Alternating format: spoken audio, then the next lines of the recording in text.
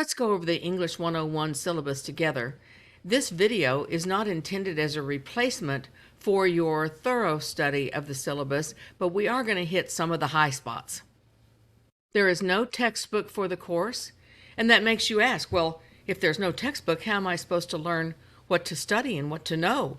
Well, all of that is contained in the course modules. So everything you need to know for the course is presented in tutorials, PDFs, and other instructions in the course. You do not need to purchase any textbooks. Office hours are every Monday, 11 a.m. to noon on Zoom, and when you go into the course, you'll be able to see under the tab Office Hours in the Start Here menu that automatic login for weekly office hours. In the course, you will find general course assignments. The total value for all of those assignments is 30% of your grade for the course. Discussion boards count as 5% of your grade. You will be writing 3 essays in this course, a short one, a long one, and a creative essay. The short essay is worth 15%. Essay 2 is worth 30%, and essay 3 is worth 20%. There is a midterm exam as well, and that adds in with essay 1. I've always lived by the creed, anything is better than a 0. Failure to submit any document required for the course results in a -3. Canvas will automatically default the grade to -3 if the assignment is not turned in.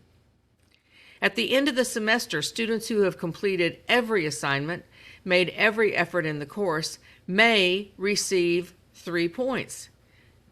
Therefore, if you received a 78 and you did everything in the course, you showed tremendous improvement throughout the course, regardless of where you started, that can result in a 3-point bump, making your grade an 81, which would be a B.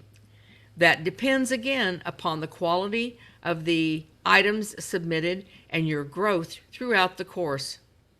Academic honesty is my least favorite thing to have to address in this course. You are expected to do your own work and follow your own path to discovery of your brilliance. That's my job, is to show you how brilliant you are.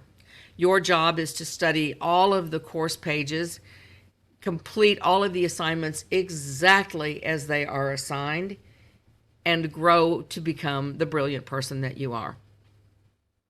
Plagiarism is using somebody else's words, ideas, quotes, accepting them as your own, and passing that off as original content. Turning in previously submitted essays or assignments from another course, another year, another place is also plagiarism. Using AI programs to create an essay for you is also plagiarism. It's called AI-jurism. Isn't that fun? We're keeping up with the times. Here's the thing. Using AI to check the essay that you've already written, to flag sentences that might not have been written correctly, to show where citations are needed, that sort of thing. That's one way of using AI. Using AI to write the assignment is plagiarism, or AI-jurism as it's called these days. When you get into the course, in the Start Here menu, there is a tab called Learning How You Learn, and that goes more into detail about what is and is not plagiarism using AI resources. Everyone is allowed 1 late excused submission. I think that's pretty self-explanatory. There aren't very many discussion boards, but the ones that are located in the course are extremely important. This is not a self-study course. This is a dynamic, operative, working, virtual classroom. As such, there needs to be participation in discussion boards. You'll see that when you get to the course. There are some discussion boards that are called open forum. That means that everyone in the course can see your post. You will also be put into a smaller group called your Cyber Cafe. And that is a group where you will check in each week, see how one another are doing, exchange ideas, thoughts, and tricks and tips and things that you're working on. And so you'll have those two opportunities to post in Cyber Cafe and discussion boards. It is imperative that those boards be used effectively and efficiently and with constructive ideas. Under no circumstances will anyone in a discussion board discuss the instructor, their grades, anything that was graded on an essay. That is completely inappropriate. And that, remember, all discussion board posts are property of the district. So when you write something down, make sure that it's something that you would be happy to have everyone in the district see.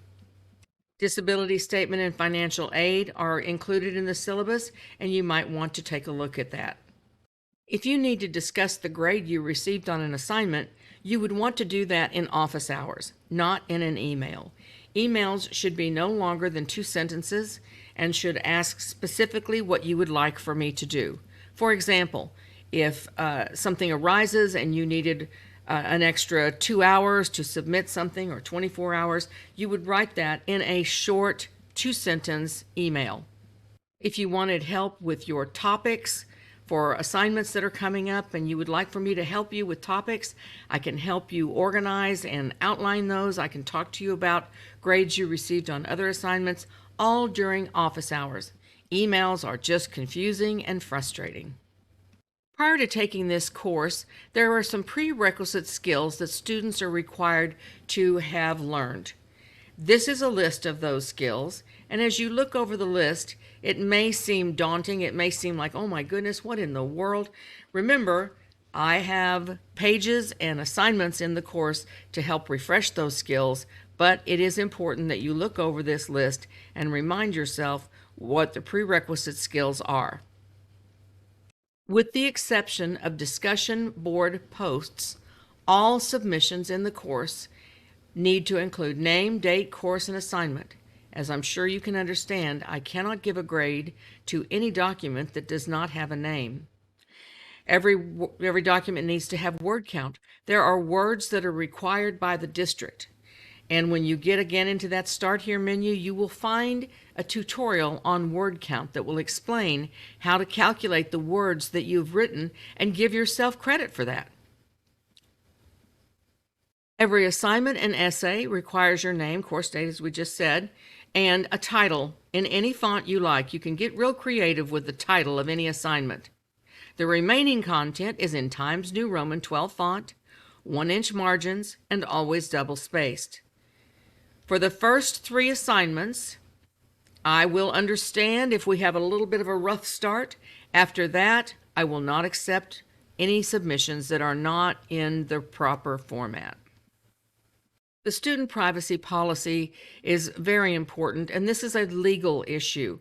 It is my job to protect your personal privacy. It is not that I don't care about my students, I certainly do, but my role in your education is as your mentor and as your instructor. Your personal life details are not to be disclosed to me. If you needed an extra minute or two to complete an assignment, I know you would have a good reason. You don't need to tell me the reason. If you didn't need the time, you wouldn't ask for the time. I believe you. So it's unnecessary and it's not lawful to disclose any personal information.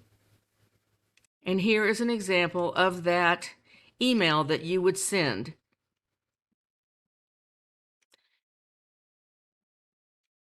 That concludes this tutorial for the English 101 syllabus.